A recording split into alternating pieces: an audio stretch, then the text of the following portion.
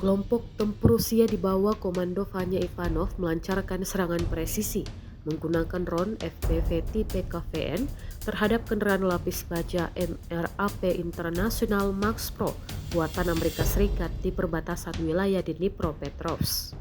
Dalam operasi tersebut, 2 unit drone diluncurkan secara terkoordinasi dan berhasil menghantam sasaran secara akurat, mengakibatkan kerusakan serius pada kendaraan tempur yang digunakan oleh pasukan Ukraina.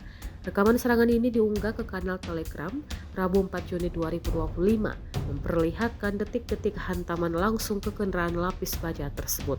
Pihak Ukraina maupun Amerika Serikat belum mengeluarkan pernyataan resmi terkait serangan ini.